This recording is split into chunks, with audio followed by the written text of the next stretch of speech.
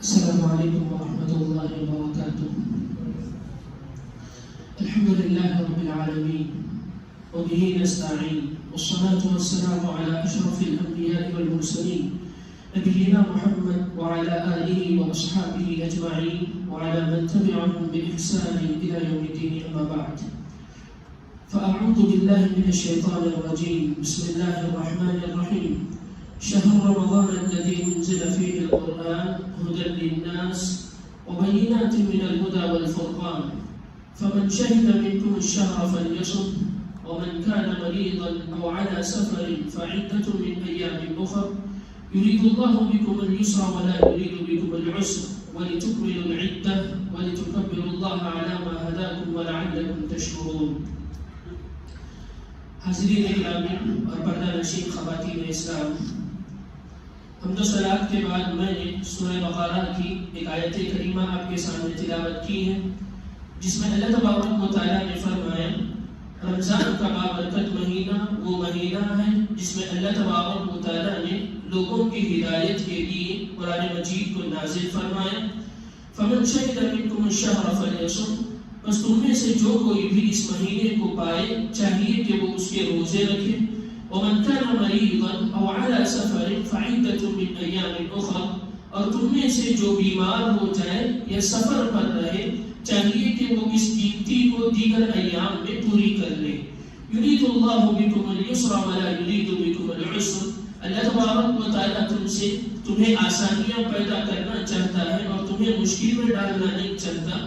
وَلِتُكْمِلُوا الْعِدَّةَ، اور چاہیے کہ تم رمضان کی گنتی کو پورا کرو. وَلِتُكَبِّرُوا اللَّهَ عَلَى مَا هَدَاكُمْ، اور اللہ تبارک و تعالیٰ نے رمضان کے مہینوں کے روزے کی جو ہدایت تمہیں دی ہے اس پر اللہ تبارک و تعالیٰ کی تکبیر بیان کرو. وَلَعَلَّكُمْ تَشْكُرُونَ، شاید کہ تم شکر گزار بن جاؤ. اس آیت کریمہ میں اللہ تبارک و تعالیٰ نے مسلمانوں کو بنیادی طور پر قرآن مجید کو رمضان سے جوڑتے ہوئے یہ بات بتلائی ہے کہ جو مسلمان بھی رمضان کے مہینے کو پا لیتا ہے اس مسلمان کو اس مہینے کے روزے رکھنا ضروری ہو جاتا ہے. تو روزے سے متعلق بہت سارے احکام و مسائل ہیں. آج کے اس درس میں میں آپ کے سامنے بنیادی طور پر 4 مختلف موضوعات پر گفتگو کرنے والا ہوں. سب سے پہلا مسئلہ ہمارا یہ ہے کہ وہ کون لوگ ہیں جن پر رمضان کے روزے فرض ہیں. دوسرا بنیادی مسئلہ یہ کہ کون لوگ ہیں جن کو شریعت اسلامیہ نے رمضان کے روزے چھوڑنے کی چھوٹ دی ہوئی ہے. تیسرا بنیادی موضوع ہمارے سامنے ہے کہ وہ کون سی چیزیں ہیں جن کو کرنے سے روزے ٹوٹ جاتے ہیں. اور آخری بنیادی چیز ہے کہ وہ کون سی چیزیں ہیں جن کو کرنے سے انسان کا روزہ ٹوٹتا نہیں ہے. تو ان 4 موضوعات پر مجھے آج کے اس درس میں آپ کے سامنے گفتگو کرنی ہے. سب سے پہلا مسئلہ ہم اور آپ یہ یاد رکھیں کہ حضرت جبرائیل علیہ السلام جب اللہ کے نبی صلی اللہ علیہ وسلم کے پاس آ کر اسلام کی تعریف پوچھی تو اللہ کے نبی صلی اللہ علیہ وسلم نے فرمایا ان تشهد ان لا اله الا الله وان محمد رسول الله وتقيم الصلاه وتؤتي الزكاه وتصوم رمضان. حضرت جبرائیل علیہ السلام کو اللہ کے نبی صلی اللہ علیہ وسلم نے اسلام کے جو ارکان بتائے انہی میں سے ایک رکن کے طور پر رمضان کے روزوں کا تذکرہ بھی فرمایا ہے. تو رمضان میں روزے رکھنا یہ اسلام کا ایک بنیادی رکن ہے اور اس بنیادی رکن کے اعتبار سے آدمی کو سب سے پہلے یہ ماننا چاہیے کہ رمضان کے روزے ہر مسلمان پر فرض کیے گئے ہیں. اگر کوئی آدمی اس کو تسلیم نہیں کرتا ہے اور یہ مانتا نہیں ہے کہ رمضان کے روزے فرض نہیں کیے گئے ہیں تو وہ آدمی یقینی معنوں میں اسلام سے خارج ہو جائے گا، مسلمان باقی نہیں رہے گا. تو سب سے پہلے ہمیں یہ ماننا ہے کہ رمضان کے روزے امت مسلمہ پر فرض کیے گئے ہیں. اور جیسا کہ میں نے سورہ بقرہ کی آیت کریمہ آپ کے سامنے تلاوت کی اس میں بھی اللہ تبارک و تعالیٰ نے یہی بات بیان فرمائی فمن شہد منکم الشہر فلیصم، تم میں سے جو کوئی بھی آدمی اس مہینے کو پا لیتا ہے اس مہینے کے روزے رکھنا اس کے اوپر ضروری ہے، فرض ہے. ایک اور آیت کریمہ میں اللہ تبارک و تعالیٰ نے فرمایا یا ایھا الذین آمنوا، اے ایمان والو، کتب علیکم الصیام، تم پر رمضان کے روزے اسی طریقے فرض کیے گئے ہیں کما کتب علی الذین من قبلکم، جیسے کہ تم سے پہلے لوگوں کے اوپر فرض کیے گئے تھے لعلکم تتقون، شاید کہ تم تقوی اختیار کر سکو۔ تو اس آیت کریمہ میں بھی اللہ تبارک و تعالیٰ نے مسلمانوں کو روزہ رکھنے کا حکم دیا اور یہ بات بیان فرمائی کہ یہ روزے تمہارے اوپر فرض کیے گئے ہیں، اور یہ صرف تمہارے اوپر نہیں بلکہ تم سے پہلے آنے والی امتوں کے اوپر بھی اللہ تبارک و تعالیٰ نے یہ روزے فرض کیے تھے۔ تو اس حیثیت سے مسلمان ہونے کے اعتبار سے ہمیں اور آپ کو سب سے پہلے یہ مان کر چلنا چاہیے کہ اللہ تبارک و تعالیٰ نے رمضان المبارک کے روزے ہمارے اوپر فرض کیے ہیں۔ وہ کون لوگ ہیں جن کے اوپر روزے اللہ تبارک و تعالیٰ نے فرض کیے ہیں؟ روزے فرض ہونے کے لیے بنیادی طور پر ہمیں اور آپ کو 5 چیزیں یاد رکھنے کی ضرورت ہے۔ سب سے پہلی بات، مسلمان ہونا ضروری ہے، مطلب یہ ہوا کہ کافر کے اوپر روزے فرض نہیں ہے۔ دوسری بات یہ ہے رمضان کے روزے فرض ہونے کے لیے عاقل اور بالغ ہونا چاہیے، یعنی عقل مند ہو اور اسی طریقے سے بلوغت کی عمر کو پہنچ چکے ہو، تو ایسی حالت میں اس کے اوپر روزے فرض ہو جائیں گے۔ تو اس سے یہ معلوم ہوا کہ بچے کے اوپر جو ابھی تک بلوغت کو نہیں پہنچا ہے، یا پھر جو آدمی پاگل ہے، دیوانہ ہے، جس کی عقل ٹھکانے نہیں رہتی ہے، اس کے اوپر روزے فرض نہیں ہے۔ تیسری چیز ہے آدمی مقیم ہو، یعنی جو جس شہر میں وہ رہتا ہے، جس بستی میں وہ رہتا ہے وہیں پر رہا ہو، کسی سفر پر وہ نہ نکلا ہوا ہو۔ چوتھی شرط ہے روزہ رکھنے کی قدرت اس آدمی کے اندر ہو، روزہ رکھنے کی طاقت اس آدمی کے اندر ہو، مطلب یہ ہے کہ وہ آدمی مریض نہ ہو، مرض کی وجہ سے آدمی کے اندر کمزوری آ جاتی ہے، تو اس اعتبار سے آدمی کے اندر روزہ رکھنے کی طاقت ہونا چاہیے۔ اور 5ویں اور آخری شرط یہ ہے کہ روزہ رکھنے کی راہ میں کوئی رکاوٹ نہ بنے۔ عمومی طور پر یہ مسئلہ خواتین کے ساتھ جڑا ہوا ہے کہ ان کی اپنی ماہانہ مجبوری کی وجہ سے انہیں روزہ چھوڑنا پڑتا ہے، اور یہ ماہانہ مجبوری روزے میں رکاوٹ ڈالنے والی ایک چیز ہے جس کی وجہ سے انہیں روزہ رکھنے کی شریعت اسلامیہ اجازت نہیں دیتی ہے۔ تو یہ 5 بنیادی شرط ہیں جس کی روشنی میں اگر یہ آپ کے اندر پائے جاتے ہیں تو آپ کے اوپر روزہ فرض ہے۔ اب اسی کے روشنی میں چند بنیادی مسائل میں آپ کے سامنے رکھوں گا۔ سب سے پہلا مسئلہ ہم نے پڑھا کہ مسلمان ہونا ضروری ہے۔ اگر کوئی کافر روزہ رکھتا ہے تو کیا اس کا روزہ قبول کیا جائے گا؟ یہ بات اپنے ذہنوں میں بٹھا لیں کہ ہر عمل کی قبولیت کے لیے اسلام کا ہونا ضروری ہے۔ چاہے آپ جتنا بھی بڑا نیک عمل کریں، چاہے چھوٹے سے چھوٹی نیکی کا کام بھی کریں، ہر عمل کی قبولیت کے لیے اسلام شرط ہے۔ جب تک آدمی اسلام نہیں قبول کرے گا، اس کے اندر ایمان نہیں ہے، آدمی کا کوئی بھی عمل قابل قبول نہیں ہے۔ اور اگر کافر روزہ رکھتا ہے، موجودہ دور میں ایک یہ عام سی وبا پھیل گئی ہے کہ کافر بھی مسلمانوں کے ساتھ ملنے کے لیے یا پھر سیاسی طور پر اپنا دکھاوا دکھانے کے لیے لوگ روزہ رکھتے ہیں۔ یقین جانیں ان کا روزہ کوئی فائدہ دینے والا نہیں ہے، اور اللہ تبارک و تعالیٰ کی دربار میں یہ روزہ کبھی بھی قبول نہیں کیا جائے گا۔ یہ صرف ان کا اپنی طرف سے بھوکے رہنا، پیاسے رہنا ہے، شریعت اسلامیہ میں یہ روزہ قبول نہیں کیا جائے گا۔ دوسرا جس کا تذکرہ ہم نے یہاں پر فرمایا وہ ہے کہ عاقل اور بالغ ہونا چاہیے، عاقل اور بالغ ہونا چاہیے، آدمی عقل مند ہو اور اسی طریقے سے بلوغت کی عمر کو آدمی پہنچ چکا ہو۔ اور اگر اسی سے یہ مسئلہ ہمیں اور آپ کو سمجھ میں آتا ہے کوئی آدمی پاگل ہے، یعنی اس کی عقل سیدھی نہیں ہے، اس کی عقل ٹھکانے پر نہیں ہے، تو ایسی صورت میں اس آدمی کے اوپر روزہ فرض ہی نہیں ہے۔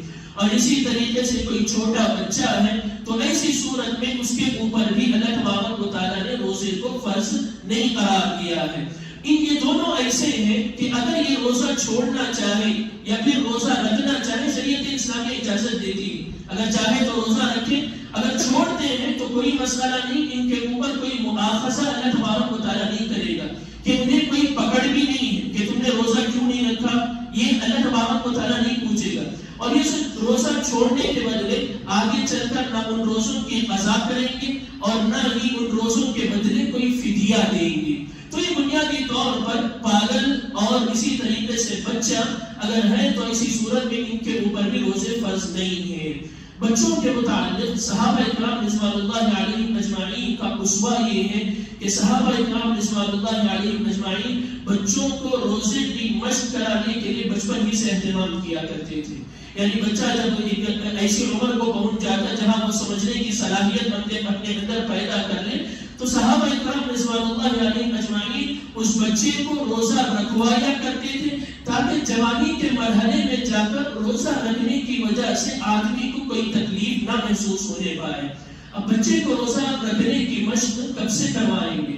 شریعت اسلامیہ میں اس مسئلے میں کوئی صراحت کے ساتھ حدیث نہیں آئی، لیکن علماء نے نماز کے مسئلے پر قیاس کرتے ہوئے یہ بات مسئلہ استنباط کیا ہے کہ اللہ کے نبی صلی اللہ علیہ وسلم نے یہ بات بیان فرمائی، مروا صبیانکم بالصلاۃ اذا بلغوا سبعا، جب وہ 7 سال کے ہو جائیں بچے تو انہیں نماز کا حکم دو، اور جب وہ 10 سال کے ہو جائیں تو نماز نہ پڑھنے پر انہیں مارو۔ شریعت نے یہ حکم دیا ہے۔ اسی سے استدلال کرتے ہوئے علماء نے یہ بات بیان کی کہ روزوں کے مسئلے میں بھی یہی موقف اختیار کرنا چاہیے کہ 7 سال کا اگر بچہ ہو جاتا ہے تو ایسی صورت میں اس کو روزے رکھانے کی پابندی شروع کروا دینی چاہیے۔ اس کے بعد کی جو چیزیں ہیں، یعنی آدمی اگر مقیم نہیں ہے، مقیم ہونا ایک شرط ہے، آدمی اگر سفر پر نکلنے والا ہے تو اس کے لیے شریعت اسلامیہ نے رخصت دی ہے کہ اگر چاہے تو روزہ چھوڑ سکتا ہے، چاہے تو روزہ رکھ سکتا ہے۔ اس کے مسائل ہم لوگ آگے تفصیل کے ساتھ پڑھیں گے۔ اسی طریقے سے وہ آدمی جو روزہ رکھنے پر قدرت نہیں رکھتا، اس کے کیا مسائل ہیں، یہ بھی ہم آگے پڑھیں گے۔ روزہ رکھنے کے سلسلے میں کوئی چیز اگر رکاوٹ بنتی ہے تو اس کے مسئلے میں شریعت کی کیا تعلیمات ہیں، یہ بھی ہم لوگ آگے تفصیل کے ساتھ لیں گے۔ یہاں پر میں آپ کے سامنے یہ بات واضح کر دینا چاہتا ہوں کہ ان 5 شروط کی روشنی میں آپ اپنے آپ کو تلاش کر کے دیکھیں کہ اگر یہ 5 شرطیں آپ کے اندر ہیں، مسلمان ہیں، بالغ ہیں، عاقل ہیں، اسی طریقے سے آپ مقیم ہیں، یہیں پر رکے ہوئے ہیں، کسی سفر پر نکلے ہوئے نہیں ہیں، روزہ رکھنے کی قدرت آپ کے پاس ہے، اور اسی طریقے سے روزے کے راہ میں کوئی چیز رکاوٹ نہیں ہے، یہ 5 چیزیں اگر آپ کے اندر پائی جاتی ہیں تو یہ جان لیں کہ شریعت نے آپ کے اوپر روزے فرض کیے ہیں۔ کوئی بھی صورت آپ کے پاس ایسی نہیں ہے کہ آپ یہاں سے روزہ چھوڑنے کی صورت تلاش کریں۔ موجودہ دور میں کئی سارے ہمارے ایسے مسلم نوجوان آپ دیکھیں گے کہ وہ روزے کو روزہ سمجھتے ہی نہیں، یعنی رمضان کے مہینے میں روزہ رکھنے کو وہ فرض سمجھتے ہی نہیں ہے۔ آپ نوجوانوں کو تلاش کر کے دیکھیں، کئی سارے ایسے مل جائیں گے آپ کو، رمضان کا اختتام آئے گا، ایک دوسرے سے پوچھتے ہوں گے اس رمضان آپ نے کتنے روزے رکھے، کوئی کہے گا 5، کوئی کہے گا 10، کوئی کہے گا 15، ایسے بہت سارے نوجوان آپ کو ملیں گے۔ ان لوگوں کا ماننا کیا ہے، رمضان ہے، روزے رکھنا چاہیے، جتنے چاہے ہم رکھ سکتے ہیں۔ شریعت یہ تعلیم ہمیں اور آپ کو نہیں دیتی ہے۔ شریعت نے یہ روزے فرض کیے ہیں، شروع سے آخر تک آپ کو پورے رمضان کے روزے رکھنے ہیں، اور اگر نہیں رکھتے ہیں تو یہ بات یاد رکھیں، علماء کے درمیان اختلاف اس بات میں ہے کہ وہ آدمی کافر ہو جائے گا یا پھر گناہ کبیرہ کا ارتکاب کر رہا ہے۔ سبحان اللہ، اسی سے اندازہ لگا کر دیکھیں اگر آدمی روزہ چھوڑ رہا ہے تو کتنا بڑا گناہ ہے۔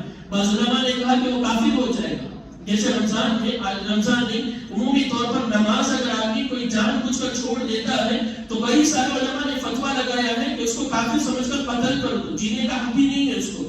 تو اسی طریقے سے یہاں پر بھی یہ بات بتائی گئی کہ آدمی روزہ چھوڑنے کی وجہ سے کافر ہو جائے گا، لیکن اس مسئلے میں صحیح بات یہ ہے کہ آدمی گناہ کبیرہ کا ارتکاب کر رہا ہے، یعنی بڑے گناہ کا ارتکاب کر رہا ہے، آدمی کو اس سے محفوظ رہنا چاہیے۔ اس سلسلے میں ایک ضعیف حدیث آئی ہے، اس حدیث کو آپ یاد رکھیں، ہو سکتا ہے دوسرے مقامات پر آپ اس حدیث کو سنیں کہ سنن ابو داؤد کی حدیث ہے کہ اللہ کے نبی صلی اللہ علیہ وسلم نے فرمایا اگر کوئی آدمی جان بوجھ کر ایک روزہ چھوڑ دیتا ہے اور اس کے بعد اس روزے کی قضا اور کفارے کے طور پر پوری زندگی میں روزہ رکھتا ہے تو اس روزے کی قضا اور کفارہ نہیں کر سکتا۔ یہ حدیث ضعیف ہے، اس حدیث کے مطابق اگر کوئی آدمی عمل کرنا چاہے تو نہیں کر سکتا، کیونکہ حدیث ضعیف ہے، اپنے ذہنوں میں رکھیں۔ بہت سارے لوگ اس حدیث سے استدلال کرتے ہوئے روزے کی اہمیت کو بیان کرنا چاہتے ہیں۔ روزے کی اہمیت اپنی جگہ ہے، لیکن ضعیف احادیث سے ہم لوگ استدلال نہیں کر سکتے ہیں۔ اسی طریقے سے اگر کوئی آدمی ایسا ہے جو کئی سال روزے نہیں رکھا، کئی سال سے اس کو معلوم ہی نہیں تھا حکم کیا ہے روزے کا، بہت سارے نوجوان ہیں دین سے بہت زیادہ دور رہتے ہیں، بعد میں جب پتہ چلتا ہے کہ روزے رکھنا ضروری ہے تو روزے رکھنے کی ابتدا شروع کرتے ہیں، اور بلوغت کے بعد ان کے کئی سارے روزے، کئی سالوں کے روزے چھوٹ گئے ہوتے ہیں، انہیں خود یاد نہیں رہتا کہ ہمارے کتنے روزے چھوٹے ہیں۔ تو ایسی صورت میں اگر آدمی کو یاد ہے کہ میں نے اس سے پہلے کتنے روزے چھوڑے ہیں، ان روزوں کی قضا کرنے یہی بہتر ہے۔ نہیں، آدمی کو یاد ہی نہیں ہے کہ اس نے کتنے روزے چھوڑے ہیں، شریعت اسلامیہ ہمیں اور آپ کو یہ تعلیم دیتی ہے کہ زیادہ سے زیادہ نفل روزوں کا اہتمام کریں. ایک عمر کا مرحلہ آپ کا گزر گیا، آپ نے اس میں اپنے فرض روزے نہیں رکھے، تو ایسی صورت میں زیادہ سے زیادہ نفل روزوں کا اہتمام کریں. کیوں؟ اس وجہ سے کہ اللہ کے نبی صلی اللہ علیہ وسلم سے ایک حدیث آتی ہے کہ پیارے نبی صلی اللہ علیہ وسلم نے فرمایا کہ قیامت کے دن اللہ تبارک و تعالی عبادات میں سب سے پہلا حساب جس چیز کا لے گا وہ نماز کا حساب ہوگا. اور آدمی اگر نماز کے مسئلے میں کوتاہ نکلا تو اللہ تبارک و تعالی فرشتوں کو حکم دے گا کہ دیکھو اس بندے کی کوئی نفل نمازیں نہیں کر. اگر نفل نمازیں اس بندے کی ہیں تو نفل نمازوں کے ذریعے سے اللہ تبارک و تعالی فرض نمازوں کی بھرپائی کر دے گا، برابر کر دے گا. اس کے بعد راوی حدیث کہتے ہیں صحابی یہی معاملہ اس کے بعد کی عبادتوں کا بھی ہے. تو اس سے معلوم ہوتا ہے کہ روزوں کا مسئلہ بھی ایسے ہی ہے. اگر آپ کے کئی سارے فرض روزے چھوٹ گئے ہیں، آپ کو اندازہ نہیں ہے، کثرت سے نفل روزوں کا اہتمام کیجیے. قیامت کے دن اللہ تبارک و تعالیٰ انہی نفل روزوں کے ذریعے آپ کے جو فرض روزے چھوٹ گئے ہیں ان کی بھرپائی اللہ تبارک و تعالیٰ فرمائے گا. اس کے بعد ہم لوگ یہاں تک ہم لوگوں نے معلوم کر لیا کہ وہ کون لوگ ہیں جن پر روزے فرض ہیں. 5 چیزیں ہم لوگوں نے جانی. مسلمان ہونا ضروری ہے، بالغ و عاقل ہونا ضروری ہے، اسی طریقے سے آدمی مقیم ہو اور آدمی روزہ رکھنے کی طاقت رکھتا ہو اور روزے کی رات میں کوئی اسے رکاوٹ نہ آئے. یہ 5 اگر چیزیں پائی جاتی ہیں تو روزہ رکھنا آدمی کے اوپر ضروری ہے. اب ہم لوگ اپنے دوسرے موضوع میں داخل ہوتے ہیں کہ وہ کون لوگ ہیں جن کو شریعت اسلامیہ نے روزہ نہ رکھنے کی چھوٹ دی ہوئی ہے. اس سے پہلے ہم لوگوں نے سنا کہ بچہ اور پاگل یہ 2 لوگ ایسے ہیں جن کو شریعت اسلامیہ نے پوری چھوٹ دی ہے. یعنی یہ روزہ نہ رکھے کوئی بات نہیں، شریعت اسلامیہ ان کا مواخذہ نہیں کرے گی. اللہ تبارک و تعالیٰ روزے قیامت ان سے پوچھے گا نہیں. اس مسئلے میں اللہ تبارک و تعالیٰ یہ نہیں کہے گا کہ تم نے روزہ کیوں نہیں رکھا، یہ تمہارے اوپر فرض ہے. مسئلہ یہ ہے کہ ان کے اوپر روزے فرض ہی نہیں ہے، اگر یہ چھوڑ دیتے ہیں تو کوئی حرج کی بات ہی نہیں ہے. تو یہ 2 لوگ صرف ایسے ہیں جن کو شریعت پوری چھوٹ دیتی ہے کہ وہ روزہ چھوڑ دیں اور ان کے اوپر قضا بھی نہیں ہے، یعنی بعد میں چل کر وہ روزہ پورا بھی نہیں کریں گے اور اسی طریقے سے وہ فدیہ بھی نہیں دیں گے. اس کے علاوہ بہت سارے ایسے لوگ ہیں جن کو شریعت اسلامیہ یہ رخصت دیتی ہے کہ اگر آپ کو تکلیف ہے تو آپ روزہ چھوڑ سکتے ہیں، لیکن آگے چل کر آپ ان روزوں کی یا تو قضا کریں گے یا پھر آپ ان روزوں کے بدلے فدیہ دیں گے. اس سے پہلے یہ بات یاد رکھ لیں کہ اللہ تبارک و تعالیٰ جیسے مسلمانوں کے متعلق یہ حکم دیا ہے کہ آپ عزیمت کے راستے اپنائیں، یعنی اللہ تبارک و تعالیٰ کے راستے میں آپ اپنے آپ سے مجاہدہ کریں، اپنے آپ سے لڑیں اور جتنا چاہے آپ عبادت کریں. یہ جیسے اللہ کو پسند ہے اسی طریقے سے اللہ تبارک و تعالیٰ کو یہ بھی پسند ہے کہ آدمی اللہ کی دی ہوئی رخصتوں کو اپنائے. اللہ نے بہت ساری رخصتیں دی ہیں، جیسے کہ ابھی جو آیت کریمہ میں نے سورہ بقرہ کی تلاوت کی اس میں اللہ نے کہا یرید اللہ بکم اليسر، اللہ تبارک و تعالیٰ تم سے تمہارے اوپر آسانی پیدا کرنا چاہتا ہے. ولا یرید بکم العسر، اور اللہ تبارک و تعالیٰ تمہیں مشکل میں ڈالنا نہیں چاہتا ہے. تو اسی طریقے سے آدمی کو اللہ تبارک و تعالیٰ کی دی ہوئی رخصتوں کو اپنانا چاہیے، ان پر بھی عمل کرنا چاہیے. اللہ تبارک و تعالیٰ اس سے خوش ہوتا ہے. قرآن مجید میں سورہ بقرہ کی اسی آیت میں اللہ تبارک و تعالیٰ نے فرمایا فَمَنْ كَانَ مِنْكُمْ مَرِيضًا أَوْ عَلَى سَفَرٍ فَعِدَّةٌ مِنْ أَيَّامٍ أُخَرَ، تم میں سے جو آدمی بیمار ہو جاتا ہے یا پھر سفر پر نکل جاتا ہے چاہیے کہ وہ آدمی روزے کی قضا بعد میں کر لے. وَعَلَى الَّذِينَ يُطِيقُونَهُ فِدْيَةٌ طَعَامُ مِسْكِينٍ، اور جو لوگ روزہ رکھنے کی استطاعت نہیں رکھتے ان کو چاہیے کہ وہ فدیہ دے دیں. اس مسئلے میں یاد رکھیں شریعت اسلامیہ ہمیں اور آپ کو یہ تعلیمات دیتی ہے کہ اگر آدمی روزہ چھوڑ رہا ہے کسی مجبوری کی بنیاد پر تو 2 میں سے ایک کام کرے گا، یا تو قضا کرے گا. قضا کا مطلب یہ ہے کہ آدمی فی الوقت روزہ چھوڑ رہا ہے لیکن جب اس کو سہولت ہوگی آگے جا کر اس وقت وہ اس روزے کی قضا کرے گا. جیسے نماز کی قضا ہوتی ہے اسی طریقے سے روزے کی قضا آدمی کرے گا، اسی طریقے کے ایک دن روزہ رکھ کر اس کی بھرپائی کرے گا. دوسرا حکم شریعت یہ دیتی ہے کہ روزہ آپ چھوڑ دیجیے اور آگے چل کر آپ روزہ نہیں رکھ سکتے، یعنی آپ کو قوت ہی نہیں ہے روزہ رکھنے کی، تو ایسی صورت میں اس روزے کے بدلے آپ فدیہ دیں گے. فدیہ کیا ہے؟ ہر روزے کے بدلے ایک مسکین کو کھانا کھلانا. ہر روزے کے بدلے ایک وقت کا ایک مسکین کو کھانا کھلانا، اس کو فدیہ کہتے ہیں۔ شریعت اسلامیہ یہی ہمیں اور آپ کو تعلیم دیتی ہے کہ روزہ چھوڑنے کی شکل میں یا تو آپ قضا کریں گے یا پھر فدیہ دیں گے۔ تو اسی ترتیب سے ہم مسائل کو سمجھیں گے کہ بعض لوگ ایسے ہیں جن کو شریعت نے کہا کہ وہ روزے کی قضا کریں گے، بعض لوگ ایسے ہیں جن کو شریعت نے کہا کہ وہ فدیہ دیں گے، اور بعض لوگ ایسے ہیں جن کے متعلق اختلاف علماء کا پایا جاتا ہے کہ وہ قضا کریں گے یا پھر فدیہ دیں گے۔ تو اسی ترتیب کے ساتھ اگر ہم مسائل کو سمجھیں گے تو آسانی سے ذہن میں رکھ سکتے ہیں۔ سب سے پہلے ہم ان لوگوں کا تذکرہ سنتے ہیں جن کو شریعت نے یہ تعلیم دی ہے کہ وہ فدیہ دے دیں گے، وہ روزے کی قضا نہیں کریں گے بلکہ روزہ چھوڑنے کے بدلے وہ غریبوں میں یعنی مسکین کو کھانا کھلا دیں گے۔ تو روزے کے متعلق شریعت اسلامیہ نے جو ہمیں تعلیمات دی ہیں تو اس میں سب سے پہلا آدمی وہ آتا ہے جو بہت ہی زیادہ بوڑھا ہو چکا ہے اور روزہ رکھنے کی استطاعت اس کے اندر نہیں ہے۔ عمر کے تقاضا یعنی اتنا آ گیا ہے، اتنا بڑھاپا اس کے اوپر آ گیا ہے کہ وہ اب بھوکا نہیں رہ سکتا ہے، بھوکا رہے گا تو اس کی جان پر خطرہ ہے، بیماریاں اس کو آ سکتی ہیں۔ تو عمر کے تقاضے کی بنیاد پر شریعت اسلامیہ ایسے آدمی کو جو بہت ہی زیادہ بوڑھا ہو چکا ہے یہ پیغام دیتی ہے کہ وہ آدمی روزہ چھوڑ دے گا، اور روزہ چھوڑنے کے بدلے ہر ایک روزے کے بدلے ایک مسکین کو وہ آدمی کھانا کھلائے گا۔ تو شریعت اسلامی کی بنیادی تعلیم ہے۔ یہاں پر یہ مسئلہ یاد رکھیں، اگر کوئی آدمی ایسا ہے جو بوڑھا ہو چکا ہے لیکن اس کے اندر طاقت تو ہے کہ وہ روزہ رکھ سکتا ہے، روزہ رکھنا ضروری ہے۔ اسی صورت میں موجودہ دور میں کئی سارے لوگ یہ سمجھتے ہیں کہ عمر ہماری چلی گئی، گزر گئی، ایک مخصوص عمر کو پہنچ جانے کے بعد ہمارا یہ موقف ہونا چاہیے کہ ہم مسکینوں کو کھانا کھلائیں، کہ ہم بوڑھے ہو چکے ہیں، مخصوص مدت کو پہنچ چکے ہیں تو ہمارے اندر طاقت ہو یا نہ ہو ہم مسکینوں کو کھانا کھلا دیں۔ شریعت اس بات کا حکم آپ کو نہیں دیتی۔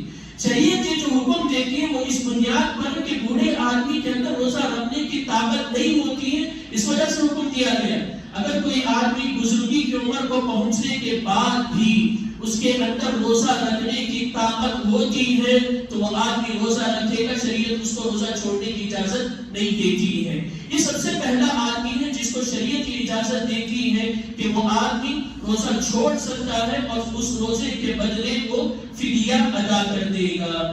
دوسرا مسئلہ ہے بیمار کا۔ بیمار کی دو قسمیں، ایک ایسا بیمار ہوتا ہے جس کی شفا یابی کی امید نہیں ہوتی، یعنی وہ مستقبل میں جا کر اچھا ہو جائے گا، اس کی امید لوگوں کو نہیں ہوتی۔ کئی سارے موجودہ دور میں بھی ایسے مرض ہیں آدمی کی ایک عمر کو پہنچ جانے کے بعد ڈاکٹر خود کہہ دیتے ہیں کہ اس بیماری میں ہمیشہ رہے گی، یہ بیماری ان کا پیچھا کبھی نہیں چھوڑے گی، آدمی کے انتقال تک یہ بیماری رہے گی۔ تو ایسا آدمی جس کی شفا ہونے کی امید نہیں ہے تو ایسے آدمی کو شریعت اسلامیہ یہ تعلیم دیتی ہے کہ وہ آدمی روزہ چھوڑ دے گا اور اس روزے کے بدلے فدیہ ادا کرے گا۔ بیماری کی دوسری شکل ایک ہے کہ ایسی بیماری جس سے شفا یابی کی امید ہے آدمی کو، یعنی فی الوقت وہ بیمار ہے لیکن آگے چل کر وہ صحت مند ہوگا اور پھر اس کو روزے کی قضا کرنے کا موقع ملے گا، شریعت اسلامیہ اس کو اجازت نہیں دیتی فدیے کی۔ تو بنیادی طور پر فدیے کے مسئلے میں ہمارے پاس دو لوگ آ گئے۔ سب سے پہلا آدمی وہ جو بالکل بوڑھا ہو چکا ہے، فرض روزہ نہیں رکھ سکتا ہے، روزہ رکھے گا تو وہ بیمار ہو جائے گا یا پھر اس کی جان کو خطرہ ہے، وہ روزہ چھوڑ دے گا اور روزے کے بدلے فدیہ دے دے گا۔ دوسرا ایسا مریض جس کی شفا یابی کی امید نہیں ہے تو ایسی صورت میں وہ بھی اپنے مرض کی وجہ سے روزہ نہیں رکھے گا، روزہ چھوڑ دے گا اور ہر روزے کے بدلے ایک مسکین کو کھانا کھلا دے گا۔ اس کے بعد دوسرا مرحلہ ہے ہمارے پاس وہ لوگ جو روزہ چھوڑ کر بعد میں قضا کریں گے، بیماری ہی سے متعلق۔ اس میں پہلا آدمی وہ آتا ہے جو آدمی فی الوقت تو بیمار ہے لیکن آگے چل کر وہ آدمی صحت یاب ہو سکتا ہے اور اس صحت یابی کے بعد وہ آدمی روزہ رکھ سکتا ہے۔ تو ایسی صورت میں شریعت یہ حکم دیتی ہے کہ وہ روزہ چھوڑ دے گا اور آگے چل کر وہ آدمی اس روزے کے بدلے قضا کرے گا۔ یہاں پر یہ مسئلہ یاد رکھیں، آدمی کئی مرتبہ بیمار ہوتا ہے زندگی میں۔ بیماری کا مطلب یہ نہیں کہ چھوٹی چھوٹی بیماری پر آپ روزہ چھوڑ دیں۔ آپ کو بیماری ایسی آئی ہے، مثال کے طور پر آپ فجر میں اٹھے یا پھر آپ کو رات ہی میں اتنا زیادہ بخار چڑھ گئے، آپ کو محسوس ہو رہا ہے کہ اگر میں روزہ رکھوں گا تو میری بیماری میں اور زیادہ اضافہ ہوگا، یا پھر میں روزہ رکھوں گا میری بیماری مجھے اور زیادہ تکلیف دے گی. شریعت یہاں آپ کو تعلیم دیتی ہے کہ آپ روزہ چھوڑیں اور اس طریقے سے اس روزے کی قضا بعد میں کر لیں. چھوٹی چھوٹی بیماریوں پر روزہ چھوڑنا، کبھی کبھار آدمی کو ہمیشہ کا سر درد ہوتا ہے، لیکن اس بیماری کو برداشت کرتے ہوئے آدمی روزہ رکھ سکتا ہے تو روزہ رکھ لینا بہتر ہے. اس آدمی کا روزہ رکھ لینا بہتر ہے. اس کا یہ بھی مطلب نہیں ہے کہ آدمی کو بیماری ہے اور بیماری بہت زیادہ پھر بھی آدمی مشقت میں اپنے آپ کو ڈال کر روزہ رکھے. یہ بھی شریعت اسلامیہ اس کی بھی اجازت ہمیں اور آپ کو نہیں دیتی ہے. الغرض وہ بیمار جس کی شفا یابی کی امید ہے وہ آدمی روزہ چھوڑ سکتا ہے. شریعت نے اس کو رخصت دی ہوئی ہے، لیکن آگے چل کر جب اس کو صحت مل جائے گی وہ آدمی روزے کی قضا کر لے گا. روزے کی قضا کے مسئلے میں یعنی جو آدمی بعد میں چل کر روزہ پورا کرے گا، دوسرا آدمی وہ آتا ہے جو مسافر ہے.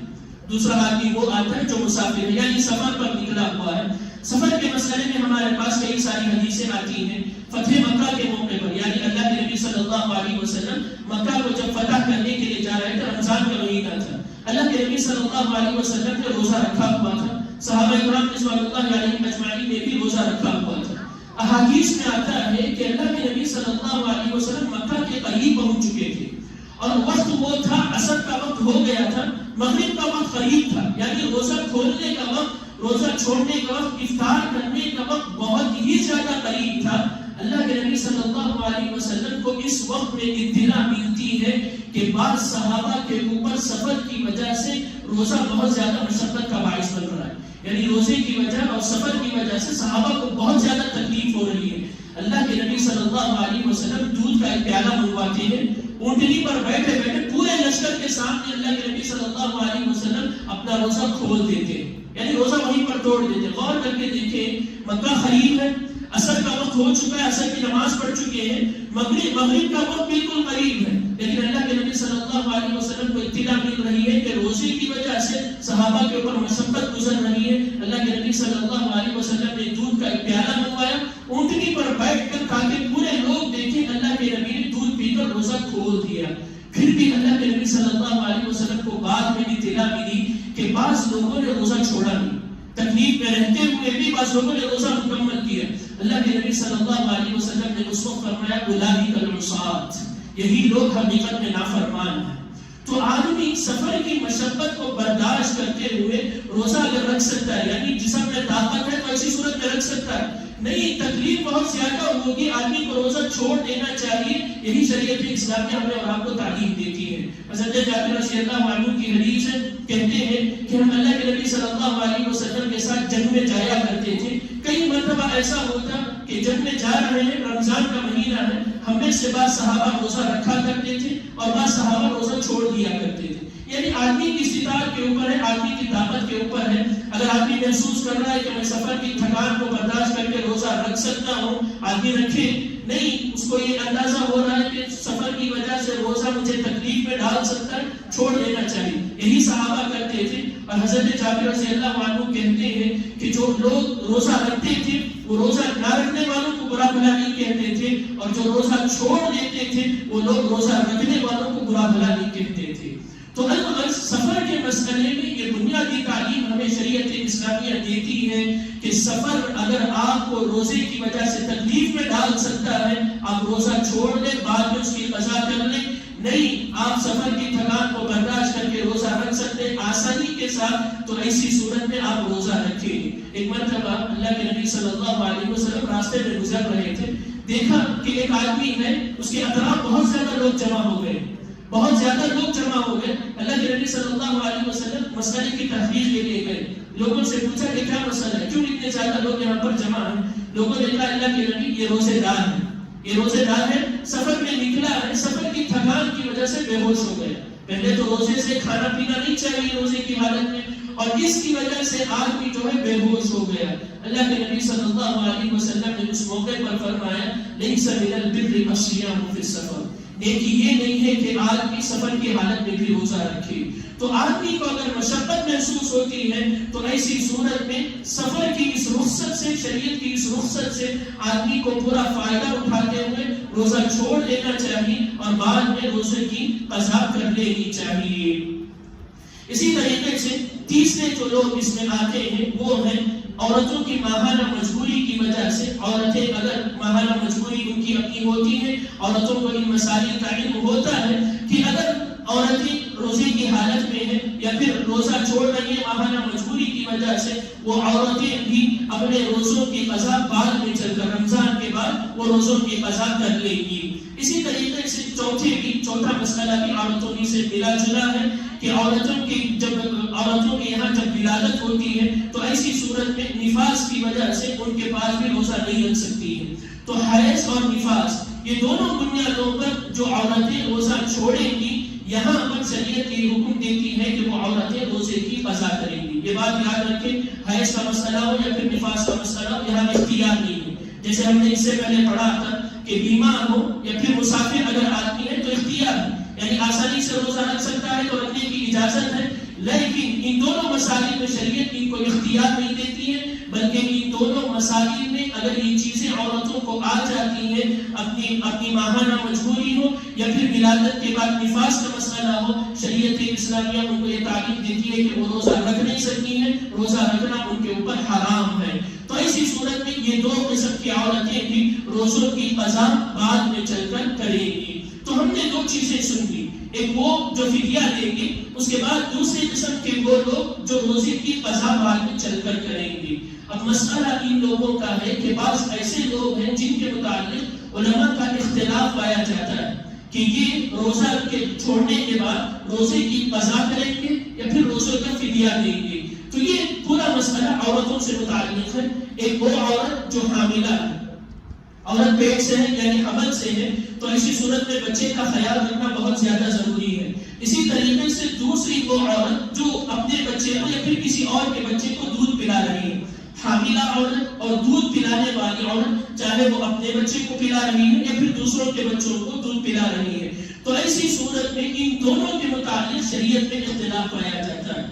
مسئلہ یہ ہے کہ جب عورت صحت مند ہوتی ہے تو مسئلہ یہ نہیں ہوتا کہ بچوں کے صحت کا خیال رکھا جائے. یہ مسئلہ اس وقت آتا ہے عورت کمزور ہے تو اس لیے طاقت کے لیے عورت کو کھانا پینا پڑتا ہے اور روزہ چھوڑنا ضروری ہو جاتا ہے. یا پھر عورت تو صحت مند ہے لیکن عورت کے روزہ رکھنے سے پیٹ میں پلنے والے بچے کو تکلیف پہنچ سکتی ہے یا پھر دودھ پینے والے بچے کو تکلیف پہنچ سکتی ہے. شریعت اسلامیہ یہاں پر عورت کو یہ چھوٹ دیتی ہے کہ وہ روزہ چھوڑ سکتی ہے. یہاں پر بھی افراط و تفریط سے عورت کو بچنا چاہیے. یعنی عورت کے اندر صحت ہے، تندرستی ہے، پھر بھی روزہ چھوڑ رہی، ایسا نہیں ہونا چاہیے. طاقت ہے آپ روزہ رکھ لیں، شریعت اس کی اجازت دیتی ہے. آپ کو نہیں طاقت نہیں ہے، روزہ چھوڑ سکتی ہے، شریعت اس کی بھی اجازت دے سکتی ہے. تو اس لیے بہتر موقف یہ ہے کہ جس ڈاکٹر سے آپ مشورہ کرتے ہیں انہی سے یہ مشورہ لے لیں کہ میرے حق میں روزہ رکھنا بہتر ہے یا پھر میرے حق میں روزہ چھوڑنا بہتر ہے. ڈاکٹر صاحب کو جو مشورہ دیتے ہیں آپ کی صحت اور آپ کے بچے کی صحت کو مد نظر رکھتے ہوئے اس بنیاد پر عمل کرنا ضروری ہو جاتا ہے. اب اس مسئلے میں یہ اتفاق تو ہے کہ عورت روزہ چھوڑ سکتی ہے، حاملہ عورت ہو یا پھر مرضعہ عورت ہو، دودھ پلانے والی عورت ہو، روزہ چھوڑ سکتی ہے. اختلاف یہاں پر ہے کہ عورت ان روزوں کی قضا کرے گی یا پھر ان روزوں کے بدلے عورت فدیہ دے گی. مسئلہ اصل میں احادیث میں کہیں پر بھی صراحت کے ساتھ یہ نہیں آیا ہے کہ اللہ کے نبی صلی اللہ علیہ وسلم نے صراحت کے ساتھ یہ بتلایا ہو کہ مرضعہ عورت، دودھ پلانے والی عورت یا پھر حاملہ عورت روزہ چھوڑنے کے بعد ان روزوں کی قضا کرے گی یا پھر فدیہ دے گی. احادیث میں اس کا کہیں بھی تذکرہ نہیں ہے. اب مسئلہ آتا ہے صحابہ کے دور. صحابہ کے دور میں ہمیں دو گروہ ملتے ہیں. ایک حضرت ابن عباس رضی اللہ عنہ کا موقف ہے اور ایک حضرت علی رضی اللہ عنہ کا موقف ہے. یہ دونوں موقف آپس میں ٹکراتے ہیں. حضرت ابن عباس رضی اللہ عنہ کا ماننا یہ تھا کہ حاملہ عورت اور مرضعہ عورت فدیہ دیں گی، روزے کی قضا نہیں کرے گی. فدیہ دے دے گی یعنی روزہ چھوڑنے کے بدلے وہ فدیہ دے دے گی اور روزے کی قضا نہیں کرے گی. دلیل کیا ہے؟ اللہ تبارک و تعالی نے قرآن مجید میں فرمایا وَعَلَى الَّذِينَ يُطِيقُونَهُ فِدْيَةٌ طَعَامُ مِسْكِينٍ، یعنی جو لوگ روزہ نہیں رکھ سکتے ہیں ان کو چاہیے کہ وہ ان روزوں کے بدلے فدیہ دے دیا کریں. اس سے استدلال کرتے ہوئے حضرت ابن عباس رضی اللہ عنہما نے فرمایا کہ یہ عورتیں روزہ کی قضا نہیں کریں گی بلکہ فدیہ دے دیں گی. اور حضرت ابن عباس رضی اللہ عنہ کے سلسلے میں یہ بھی آتا ہے کہ مسند بزار کی روایت ہے، کہتے ہیں کہ ان کی ایک ام ولد تھی. ام ولد یعنی پرانے زمانے میں اللہ کے نبی صلی اللہ علیہ وسلم کے زمانے میں جنگوں کے بعد لونڈیاں ملتی تھی، ان سے ہم بستری کرنا، جمع کرنا جائز تھا. اور کسی لونڈی سے اگر بچہ ہو جاتا تو اس کو یا تو آپ آزاد کر سکتے یا پھر آپ کے انتقال پر آپ اس کو اپنے اختیار میں رکھیں گے. بیچنا حرام ہو جاتا تھا، تو اس کو ام ولد کہا جاتا تھا. تو حضرت ابن عباس رضی اللہ عنہما کے سلسلے میں آتا ہے ان کی ایک ام ولد تھی جن سے ان کا ایک لڑکا ہوا تھا. ان کو حضرت ابن عباس رضی اللہ عنہما نے حکم دیا کہ تم ان روزوں کو چھوڑنے کے بدلے فدیہ دے دیا کرو. یہ پہلا موقف ہے حضرت ابن عباس رضی اللہ عنہما کا کہ فدیہ دے دیں گی. حضرت علی رضی اللہ عنہ کا موقف یہ ہے کہ نہیں، یہ عورتیں یعنی حاملہ اور مرضعہ عورتیں، دودھ پلانے والی عورتیں ان روزوں کی قضا کریں گی. کیوں؟ ایک حدیث میں اللہ کے نبی صلی اللہ علیہ وسلم نے ان عورتوں کا تذکرہ مسافر کے ساتھ جوڑ کر کیا. مسافر کے ساتھ جوڑ کر اللہ کے نبی صلی اللہ علیہ وسلم نے ان کا تذکرہ کیا. یہاں سے علماء نے استدلال کیا کہ جیسے مسافر اپنی روزوں کی قضا کرے گا اسی طریقے سے یہ عورتیں بھی اپنے روزے کی قضا کریں گی، فدیہ نہیں دے سکتی. یہ پہلی دلیل ان کی. دوسری دلیل یہ ہے کہ ان عورتوں کی مشابہت اس مریض سے ملتی ہے جس کی بعد میں جا کر شفا یابی کی امید ہے. یعنی عورت تو فی الوقت حاملہ ہے، فی الوقت عورت دودھ پلا رہی ہے، لیکن اس کو بعد میں چل کر موقع ملے گا روزے کی قضا کرنے کی وجہ سے. اس وجہ سے ان کا تعلق اس مریض سے ملتا ہے جو آگے چل کر شفا پا سکتا ہے. تو ایسی صورت میں ان دو دلائل کی بنیاد پر ان علماء کا کہنا ہے کہ عورت روزے کی قضا کرے گی. بعض علماء کا کہنا یہ ہے کہ عورت روزے کی قضا بھی کرے گی اور اسی طریقے سے فدیہ بھی دے گی. دونوں کام کرے گی، یعنی روزے کی قضا بھی کرے گی، روزے چھوڑنے کے بدلے فدیہ بھی دے گی. یہ تین موقف ہیں. اب مسئلہ صحیح مسئلہ کیا ہے؟ یہ تین چیزیں ہمارے سامنے آئیں. اگر اللہ کے نبی کے پاس سے کوئی صراحت کے ساتھ حدیث آ جاتی ہم تسلیم کر لیتے. نہیں، صحابہ اکرام رضوان اللہ علیہم اجمعین کسی ایک بات پر متفق ہو جاتے ہم اس کو بھی تسلیم کر لیتے. اختلاف پیدا ہو گیا. صحیح مسئلہ جہاں تک دلائل کی روشنی میں ہمارے سامنے آتا ہے واللہ اعلم عورت روزوں کی قضا کرے گی. حاملہ عورت یا پھر مرضعہ عورت، دودھ پلانے والی عورت روزوں کی قضا کرے گی کیونکہ ان کی مشابہت اس مریض سے ملتی ہے جس کی آگے چل کر شفا یابی کی امید ہے. تو ایسی صورت میں عورت ان روزوں کو جب کبھی موقع ملے، حمل سے فارغ ہونے کے بعد، دودھ پلانے سے فارغ ہو جانے کے بعد، جب کبھی عورت کو موقع ملے ان روزوں کی قضا کرے گی. لیکن یہاں پر یہ مسئلہ یاد رکھیں، کبھی کبھار بعض عورتوں کے مسائل ایسے آ جاتے ہیں ان کو روزے کی قضا کرنے کا موقع نہیں ملتا ہے. ان کو روزے کی قضا کرنے کا موقع نہیں ملتا ہے. مثال کے طور پر کوئی ایسی عورت ہے حمل یعنی رمضان کے مہینے میں حاملہ تھی، دوسرا رمضان ان کے اوپر آیا، دودھ پلا رہی تھی. کیونکہ شریعت نے یہ بات تعلیم کی ہے کہ مسلسل 2 سال تک بچے کو دودھ پلانا پڑتا ہے. تو ایسی صورت میں عورت ایک رمضان کے مہینے میں حاملہ تھی، دوسرے 1-2 سال کے مہینے میں کیا ہوا، دودھ پلا رہی تھی. اب تیسرا سال آیا، عورت پھر حاملہ ہو گئی. تو ان 3-4 سالوں کی مدت میں عورت کو موقع ہی نہیں ملا روزے کی قضا کرنے کا. شریعت اسلامیہ کی ان تعلیم پر عمل کیا جائے گا. ایسی عورت جس کو روزہ قضا کرنے کی کوئی موقع نہیں ملا، عورت فدیہ دے گی. ایسی صورت میں عورت فدیہ دے گی. ورنہ صحیح مسئلہ یہ ہے کہ جیسے ہی عورت کو موقع ملے گا وہ روزے کی قضا کر لے گی. یہاں تک ہم لوگوں نے یہ بات جانی کہ وہ کون لوگ ہیں جن پر روزہ فرض ہے، وہ کون لوگ ہیں جن کے اوپر روزہ چھوڑنے کی چھوٹ شریعت دیتی ہے اور اس کے بدلے انہیں کیا کرنا چاہیے.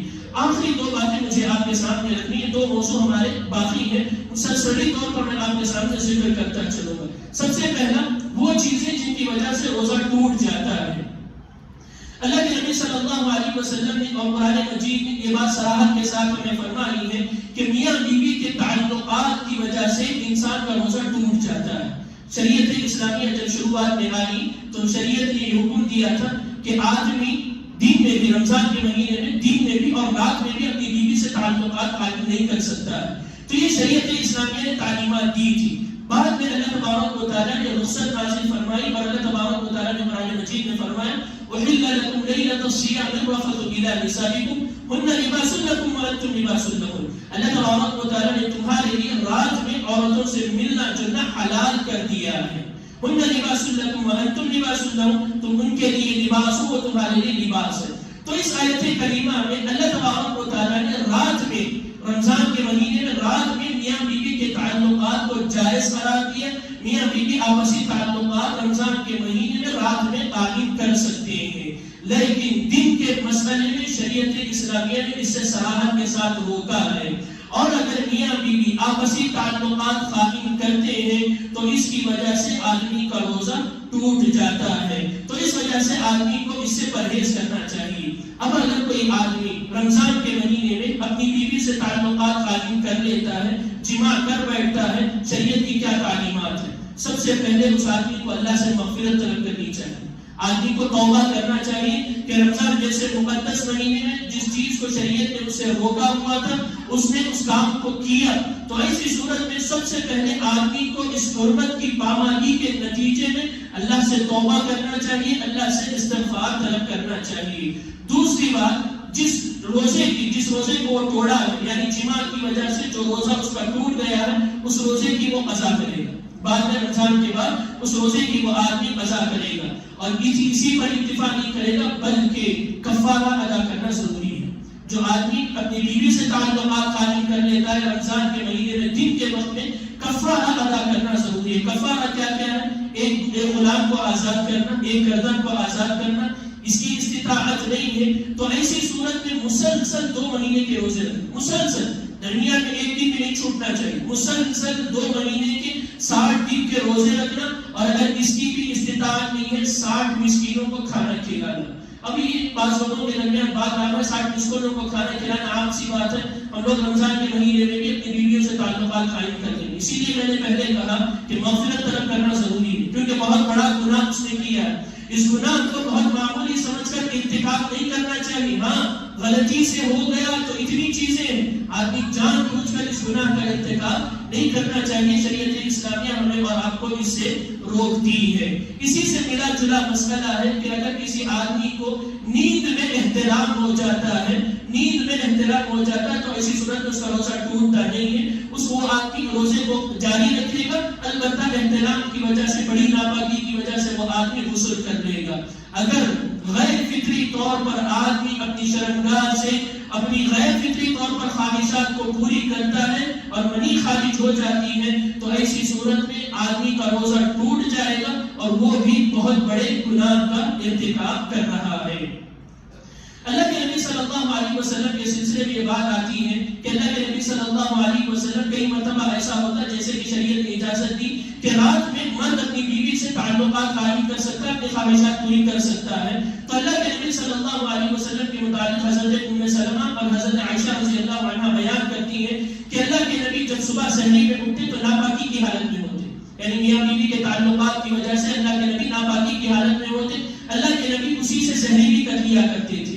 بعد میں اللہ کے نبی غسل کر کے نماز کو جایا کرتے تھے. تو اگر کوئی آدمی ناپاکی کی حالت میں صبح ہو رہی ہے، میاں بیوی کے تعلقات کی وجہ سے روزہ چھوڑنا نہیں چاہیے، سحری کریں اور نماز سے پہلے غسل کر کے نماز کو پہنچنے کی آدمی کو کوشش کرنا چاہیے.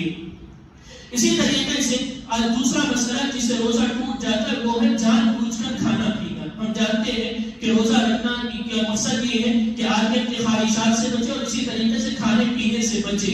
اگر کوئی آدمی جان بوجھ کر کھا پی لیتا ہے تو اس کا روزہ ٹوٹ جائے گا اور اسی طریقے سے آدمی بہت بڑے گناہ کا ارتکاب کر رہا ہے. ان گناہوں کی توبہ اللہ تبارک و تعالیٰ سے کر لینی چاہیے. ہاں اگر کوئی بھول کر کھا پی لیتا ہے، شریعت جہاں تک آپ کو یاد نہیں آتا ہے وہاں تک اجازت دیتی ہے. جیسے اللہ کے نبی صلی اللہ علیہ وسلم نے فرمایا اذا نسی احدکم فاکل وشرب، تم میں سے کوئی بھول کر کھا پی لیتا ہے فلیتم صومہ، چاہیے کہ وہ آدمی اپنے روزے کو مکمل کر لے. فانما اطعمه الله وسقاه، کیونکہ اللہ تبارک و تعالیٰ نے اس کو کھلایا اور پلایا ہے. تو بھول کر اگر کوئی آدمی کھا پی لیتا ہے تو شریعت اسلامیہ چھوٹ دیتی ہے. تیسرا مسئلہ اس سے پہلے بھی ہمارے سامنے گزر چکا ہے، عورتوں کی ماہانہ مجبوری کے ایام اگر درمیان روزہ شروع ہو جاتی ہے تو روزہ ٹوٹ جائے گا. اسی طریقے سے روزے کی حالت میں اگر عورت سے ولادت ہو جاتی ہے تو ایسی صورت میں بھی اس عورت کا روزہ ٹوٹ جائے گا. نفاس اور ولادت کے مسئلے میں یہ بات یاد رکھیں کہ عورت جب ولادت بچے کی کرتی ہے تو ایسی صورت میں اس کے بعد 40 دن تک ناپاک رہنا ضروری نہیں ہے. یہ بات عام ہو گئی ہے کہ عورت ولادت کے بعد 40 دن تک ناپاک رہتی ہے، ایسی بات نہیں ہے. یہ سب سے زیادہ کی مدت ہے، یہ سب سے زیادہ کی مدت ہے. عورت اس سے پہلے بھی پاک ہو سکتی ہے، جیسے ہی پاک ہوگی اپنے روزے مکمل کر لے گی. چوتھا مسئلہ ہے ہمارے سامنے، اللہ کے نبی صلی اللہ علیہ وسلم نے ایک حدیث میں فرمایا من تبعه القيء فلا قضاء عليه ومن استطاع فليتم صومه فليقضي صومه.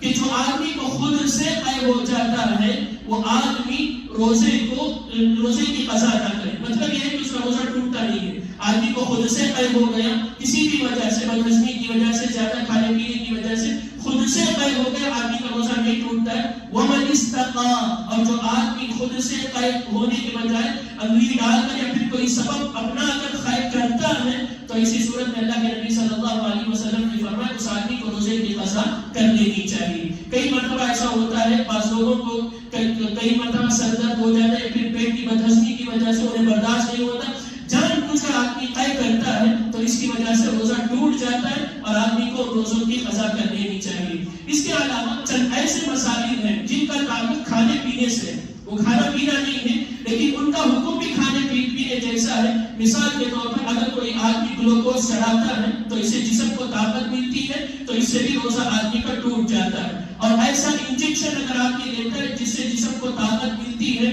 تو اسی صورت میں بھی آدمی کا روزہ ٹوٹ جاتا ہے.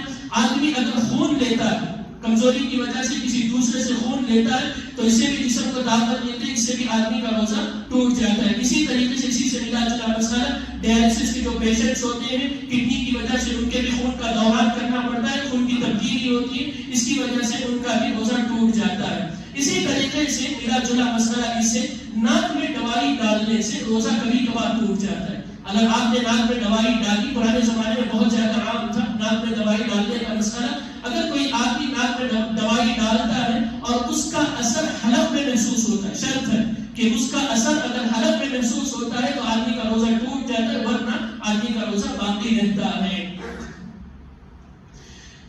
آخری جو ہمارے پاس کچھ باقی آخری جو موضوع باقی ہے وہ یہ کہ بہت سارے موجودہ دور میں سوشل میڈیا کی وجہ سے کئی سارے مسلمانوں نے ایسی خبریں پھیلی ہوئی ہیں کہ بہت ساری ایسی چیزیں جن سے روزہ ٹوٹتا نہیں ہے پھر بھی لوگ سمجھتے ہیں کہ ان سے روزہ ٹوٹ جاتا ہے. میں سرسری طور پر ان کا تذکرہ کرتا چلوں. پہلا ہے مسواک کرنا. اللہ کے نبی صلی اللہ علیہ وسلم نے فرمایا وَلَخَلُوفُ فَمُصَابِ لِأَطْيَبُ عِنْدَ اللَّهِ مِنْ رِيحِ الْمِسْكِ کہ اللہ تبارک و تعالیٰ کے پاس روزے دار کے منہ سے جو بدبو نکلتی ہے اس سے اللہ تبارک و تعالیٰ کے پاس مشک سے زیادہ بہترین خوشبو ہے. تو اس سے بعض علماء نے استدلال کے آدمی کو مسواک نہیں کرنا چاہیے. غلط بات ہے. اللہ کے نبی نے اس حدیث میں مسواک سے منع نہیں فرمایا بلکہ اتنا کہا ہے کہ جو روزے دار کے منہ سے بدبو آتی ہے وہ اللہ تبارک و تعالیٰ کے پاس بہتر ہے. اسی طریقے سے آدمی اگر برش کرتا ہے تو بھی اس کا روزہ مکمل ہوتا ہے، روزہ ٹوٹتا نہیں ہے. اختلاف علماء کا اس میں ہے کہ اگر آدمی برش کے ساتھ پیسٹ کا استعمال کرتا ہے تو کیا حکم ہے، کیونکہ اس مسئلے میں بعض لوگوں کا کہنا ہے کہ پیسٹ کے استعمال کی وجہ سے کچھ جراثیم منہ میں باقی رہ جاتے ہیں اور تھوک جب آدمی نکلتا ہے تو اس سے یہ جراثیم اندر چلے جاتے ہیں جس کی وجہ سے آدمی کا روزہ ٹوٹ سکتا ہے. آدمی کو احتیاط کرنا چاہیے. اگر پیسٹ استعمال کر رہے ہیں تو اتنا زیادہ منہ کی پاکی کرائیں کہ آپ کو یقین ہو جائے کہ آپ کا روزہ نہیں ٹوٹے گا. اسی طریقے سے ہجامہ کرنا یعنی کپنگ کروانا جس کو کہتے ہیں، اس سے بھی آدمی کا روزہ نہیں ٹوٹتا ہے. اسی طریقے سے اللہ کے نبی صلی اللہ علیہ وسلم کے سامنے ایک صحابی آئے اور کہا اللہ کے نبی کیا میں روزے کی حالت میں اپنی بیوی کا بوسہ لے سکتا ہوں؟ ایک آدمی کو اللہ کے نبی نے منع فرمایا. دوسرا آدمی آیا اس نے پوچھا اللہ کے نبی روزے کی حالت میں اپنی بیوی سے بوسہ لے سکتا ہوں کیا؟ اللہ کے نبی نے اس کو اجازت دی. دیکھیں بوسہ لینا اور تعلقات قائم کرنا دونوں الگ چیزیں ہیں. اللہ کے نبی نے ایک آدمی کو اجازت دی اور ایک آدمی کو منع فرمایا. علماء نے یہاں سے استدلال کیا وہ آدمی جو اپنے آپ پر قدرت رکھتا ہے یعنی بوسہ لینے کی وجہ سے تعلقات آگے نہیں بڑھیں گے، ایسا آدمی لے سکتا ہے. اپنے آپ پر کنٹرول رکھنے والے آدمی کو جائز ہے، اور جو آدمی اپنے آپ پر کنٹرول نہیں رکھتا ہے اس کے لیے بیوی کا بوسہ لینا روزے کی حالت میں جائز نہیں ہے. اسی طریقے سے عورتوں کے لیے کوئی بھی چکھنے کا جو یعنی عورتیں کبھی کبھار پکاتے ہوئے چکھ سکتی ہیں، حلق میں نہیں جانا چاہیے تو ایسی صورت میں یہ بھی جائز ہے. روزے کی حالت میں بال نکال سکتے ہیں، ناخن کاٹ سکتے ہیں، آنکھوں میں سرما لگا سکتے ہیں. آدمی کا انہیلر لینا، یعنی بہت سارے لوگوں کو دمے کی پرابلم ہوتی ہے، انہیلر لینا یہ بھی روزے کی حالت میں جائز ہے۔ ایسا انجیکشن جو صرف دوا ہو اور اس انجیکشن سے آدمی کو طاقت نہ ملتی ہو، ایسا بھی جائز ہے۔ خوشبو لگانا اور سونگنا جائز ہے۔ روزے کی حالت میں بہت زیادہ گرمی کی شدت کی وجہ سے گرمی کو کم کرنے کے لیے آدمی اگر غسل کرتا ہے یا پھر بار بار وضو کرتا ہے تو یہ بھی آدمی کے لیے جائز ہے۔ اسی طریقے سے آنکھ میں دوا ڈالنے سے بھی آدمی کا روزہ نہیں ٹوٹتا ہے۔ تو یہ کچھ باتیں تھی روزے کے احکام و مسائل کے سلسلے میں۔ اللہ تبارک و تعالیٰ سے دعا ہے کہ رب العالمین ہمیں اور آپ کو ان مسائل کو سمجھتے ہوئے زندگی میں جہاں کہیں اس کی ضرورت پڑے ہمیں اپنانے کی توفیق عطا فرمائے۔ آمین۔ وآخر دعوانا الحمد للہ رب العالمین۔